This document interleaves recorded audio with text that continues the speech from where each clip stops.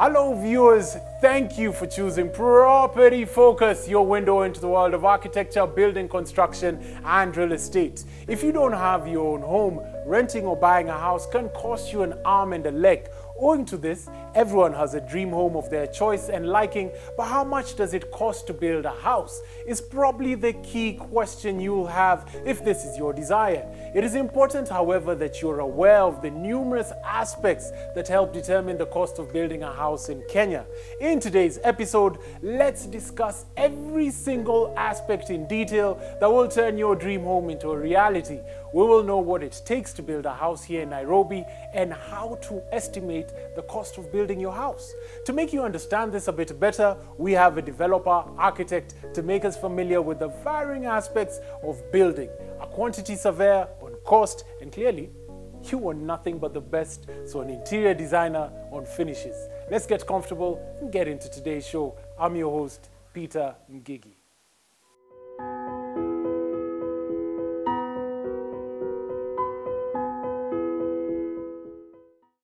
Aside from other elements, it's the finishes that make a house even cost a bit more, and luckily we've got Sheba, interior designer Sheba, to just tell us a little bit more about that. Welcome to Property Focus. Thank you, Peter. Wonderful. Welcome to our recently finished project. My name is Sheba Gurel, and my company is called Obsidian Urban Design. We've been around for about 5 years, and so thank you for having us and having us explain what we do. Wonderful. So tell us about an interior designer. What is the role of an interior designer? So an interior designer is has a very important role in architecture and home building. We make sure that a space is safe, functional, and aesthetic for your client.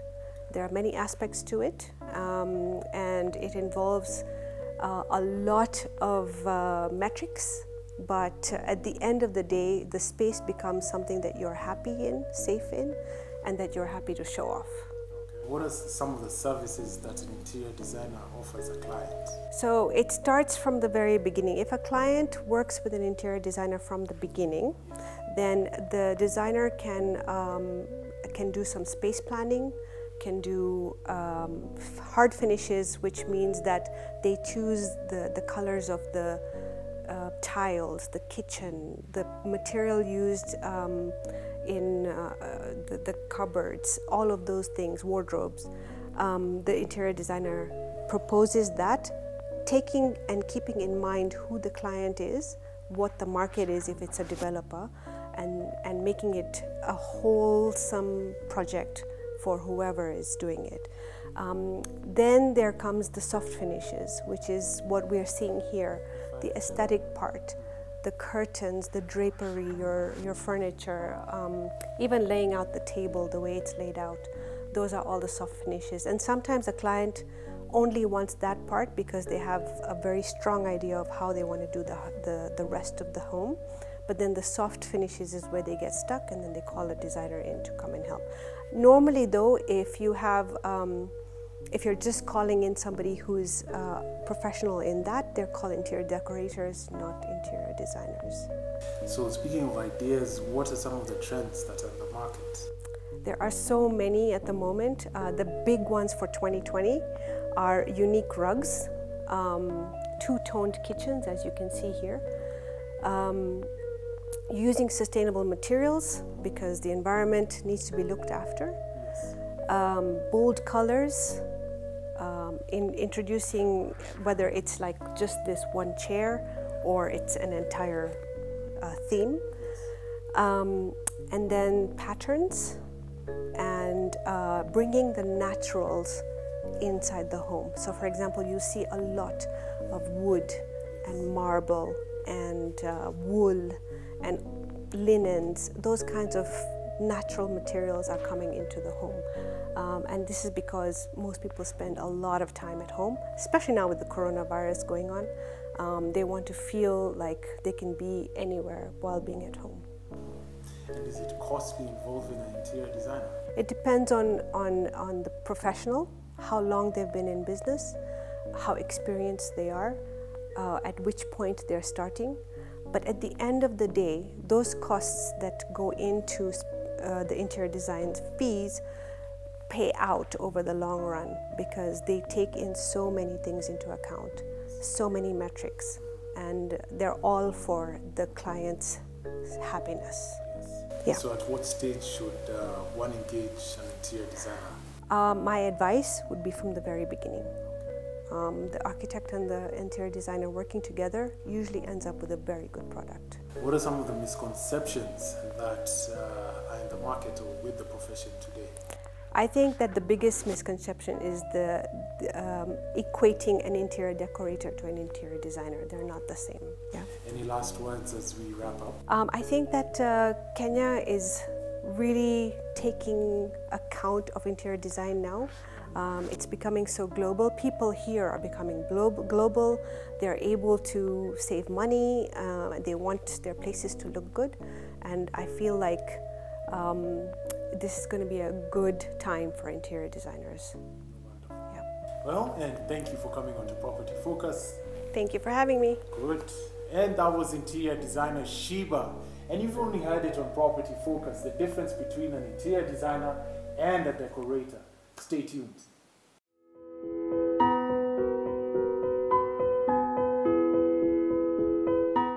Nairobi is slowly opening up its economy as you can hear the clatter and chatter and horns of cars as many construction locomotives and trucks traverse the city. The cost of building a house in Kenya, however, depends on many factors such as the size of the building, topography of the land, and the cost of materials. Let's hear from the architect / developer about the cost of building a house in Kenya. Let's go. Welcome to Property Focus, Architect Mugo. Thank you very much. And where are we right now? You are at EDJ Natilia. Uh-huh. We are a firm of architects and project managers Okay. who love doing what we do. Okay. Karibu sana. Asante. Yes. So we're looking at constructing or building a house. What challenges are there when constructing or building a house? Challenges is a good word because the reason why I tell people we manage projects is because there are always issues coming up. And those issues, the less you plan, the more they multiply. One of the biggest issues I've seen is when your budget doesn't meet what you want. So be it an office block, be it a residential block of apartments, be it a personal home, you find that your idea of the size of home is not translated to the budget you have. And if you don't have somebody to handhold you, a professional who now matches what you have with what you want and gets that marriage working well throughout the process of construction, then that will be a challenge. And that's why you find, Peter, a lot of people have stalled projects. Companies start projects, they stall, office blocks are stalled. People start homes, they are stalled, or you find somebody moving into a little corner of the home because they didn't have the whole plan. They didn't have, they planned for the house, yes, they got the contractors, the architects, but they didn't plan for the money. They didn't plan properly the extent of the budget. I find that is the biggest challenge we have here, that correlation between what I want and the money I have in real estate, there's a challenge there. How much would you say it costs to build a house in Nairobi? I know it's a bit relative, but what average, what would that be? Well, the average calculated as per census and number of mortgages will probably work out to about what we've talked about earlier, about 7 million. But what kind of home is that? It really depends on your materials that you use. It depends so much on the construction methodology you adopt. Are you building it yourself with fundis? Are you getting a contractor? Are you doing a labor contract where it's half of both? We're buying some materials and the other materials, the labor is being brought in by a contractor. What methodology are you using to deliver that? And that, all of it pans out towards the budget. The materials is very, very, very key. The area of the house and the materials are extremely key. But I would hazard a guess that the average cost of an urban home will be anywhere between 5 and 10 million, an average cost. Obviously, size matters, materials matters, method of construction matters. Yes. Yeah. What 3 things would you advise anybody who's constructing a house to adhere to? I think the first thing is have a team, have your architect who is a professional person. It doesn't really, all you want is somebody professional to guide you through the process. Some people say architects are expensive or professionals are expensive, but I kid you not, it is more expensive to not use a professional. An architect designs you a space which doesn't waste too much space. An engineer, structural engineer, make sure your building is standing properly. A few years ago, buildings were falling left, right, center. Why? You put up 50, 60 million on an apartment block and it comes tumbling down because you are trying to save the engineering fees, structural engineering fees, which now you've lost your whole investment. It is always cheaper to go with professionals. Make sure your professionals are registered, they're well registered, they have a good name. So if you're doing a home or you're doing an apartment block or whatever it is you're doing, make sure QS is involved to guide you through that. Services engineer, we might think a technician can work on it, but depending on the size of the development you are doing, you would find that it is cheaper to go through services engineer, electrical and mechanical people who now design for you systems that are robust enough to attract the kind of return you want. So I tell people, get your team right. And when your team is right, now you go to the finances. Make sure you have integrated yourselves with the team. It's a back and forth. They come and tell you, oh, Mr. X, this or Mrs. X, this will cost you so much. You say, hang on, I don't have that money, what can we change? You tweak something, change an area, change a material. If you're doing an apartment block, change a number of units, change the size of units, till you get to the number you want. The number either you have or you can go and access that money from a financial body. But that is very, very, very, very key. And make sure, lastly, which is so important, make sure the quality of builder you get. It doesn't matter the methodology you're using. You could be doing fundi direct, you could be doing labor contract, you could be doing full contract. The quality of eventual builder is key to getting that dream. In fact, you'd rather have a poorly designed, well-built home than have a very fantastic design built shoddily. It is dangerous and it doesn't give you value. So those are the 3 things I think I would, in a nutshell. This topic we can speak here for the next 4 hours and we still would not have exhausted. Yeah. But for the home builder out there, those are the 3 things you need to look out for. Make sure your team is in place and your ideas come out well. Make sure your finances are in place, and make sure that your builders are people of repute. People won't run away. People won't cheat you. Wonderful. Thank you very much, Mr. Mugo. Yes.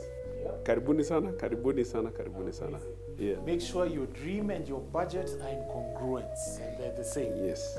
Your dream and your budget are incongruent with your execution, with execution on the ground, so that whatever you have, you and your family, you and your company, whatever you have in your mind matches your pocket and matches what is done on site. Yes. Wonderful. Yes. That was Architect Mugo. Remember, engage a professional, make sure your finances are in order, and get a very qualified team. Thank you very much. Now, we're taking a short commercial break, but when we're back, how do you ensure what you've budgeted is actually what you pay for? We've got one successful QS, Sasha Mutai, to tell us about the cost element. Stay tuned.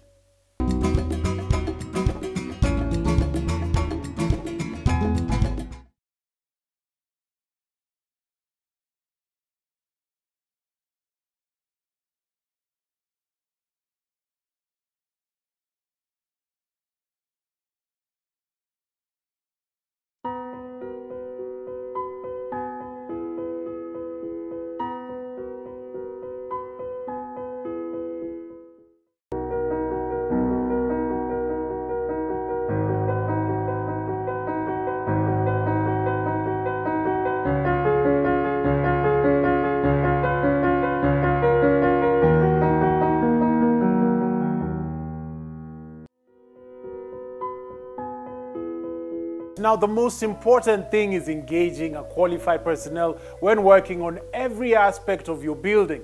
However, many people avoid professionals and construction firms in an effort to be prudent or cut down on costs, but they end up losing more money due to privilege and shoddy work. Speaking of costs, let's find out more from our quantity surveyor, Sasha Mutai, on the same. Welcome to Property Focus, Sasha. Thank you very much, Peter, for inviting me. Wonderful. So tell us about yourself and what you do. My name is Sasha Mutai. I'm a quantity surveyor by profession. Okay. I'm also an arbitrator, and I've also held the post of Vice Chairman of the Architectural Association of Kenya a few years ago. And yes, so I'm in the built environment and practice under my firm, A&M Consultants, where I'm a director. Yeah. So who is a quantity surveyor and what is the role of a QS? Quantity surveyor, QS is in short. First of all, it's a profession found mostly in the Commonwealth. In the US, they don't have quantity surveyors, they have cost engineers. So a quantity surveyor is somebody trained, a professional trained in the built environment. He's trained in construction costs. We're supposed to manage costs. Well, basically what we do, we get drawings from architects, structural engineers, and other engineers, MEP engineers. We measure the drawings, we cost whatever has been designed. We produce what I call bills of quantities that we send out to contractors for tender. We also draw up the contracts, so there's a lot of contract law. So we have to be quite adept in contract law. As I said as well, I'm an arbitrator, so I've actually done a course in arbitration. I'm a member of the Chartered Institute of Arbitrators. So a lot of QSs also go into arbitration because a lot of problems occur during a construction project. And quantity surveyors are best trained because of the experience in managing cost and contractual issues to be arbitrators. So it's a all-encompassing profession where you need to know a lot about architecture, about engineering, structural designs and all that. We learn that in university. We do something, a unit that many of us feared called theory of structures, which we do also with civil engineers. So we need to know quite a bit about everything, about law, about construction techniques, about mechanical, electrical, and civil engineering. Yeah. So what did it take for you to become a QS? Well, funny story is my older sister is a quantity surveyor, and she's also one of my directors, co-director in my company in A&M Consultants. So she's older than me, and she did quantity surveying as well. And she went to do a master's in project management. So I followed her, and I liked the profession. There was a neighbor of mine who inspired me. He was also a QS, so he was doing very well. And when I was in primary school, I wondered what he was doing. And he was a QS, and in fact, he was my first employer after campus, and I worked for him. So I got some inspiration out there from my former boss, my first boss, and my sister. And yeah, and well, I love the profession. I got to University of Nairobi from 96 to 2000. You have to do pretty well. You have to be good in mathematics and physics. Those are the basics that you have to ace. And then we did technical drawing in my school in Strathmore, and yeah, so I went to ADD. And at that time, only one university was offering quantity survey. It's called Bachelor of Arts in Building Economics. That was University of Nairobi. Our class was only like 24 people. So it was small. We only trained 24 people in a year. But now there are more universities offering the course. Now it's Bachelor of Science in Quantity Surveying. There's JKU Art, there's Technical University of Kenya, and a few other universities, even in Uganda. But yeah, so it's expanded. Of course, the economy is growing, so there's more projects, construction projects coming up, and quantity surveyors are critical. So any big project, we're talking about houses here, but you should have a QS even for a house because it's your money. Now, if you are not in this construction business, the built environment business, and you really do not know about it, yes, there are sharks everywhere, as they say. If you don't know something, somebody will take advantage of you. So you need to have a quantity surveyor, even on a small project, to guide you through. Do not think that these people make so much money and no, people go to university to study this, and then after university you have to work 2-3 years, do exams again, get registered. Then you are competent, you have been given, you have the competence to run projects and take care of people's money. So you need a QS even for a house. Yeah. So you always need a QS. Big projects, banks will not give you money if you don't have a proper, well-known QS. Yeah. And of course, the bigger projects you do, the more professional indemnity you have to get. Because this is a risk we're also taking, because we're advising people about using their money, and we can be sued for wrong advice. So it's a profession, and as I say, profession, it's guided with principles, and the QS has to uphold the principle of integrity most of all, because we are taking care of our clients' money. You know where the hidden corners are. Contractors are businessmen, okay, and they're out. Their motive is a profit motive. So the QS has to check for the client, check out for the client's best interests. Yeah, and a QS has to be also fair to the contractor and not be punitive. So it's a win. It's he or she. Now there are also very many ladies doing quantity surveying. Before there were not too many. There are more women also doing, civil engineering and architecture now. So I think the built environment is now getting that gender balance, not like Parliament, just in jest.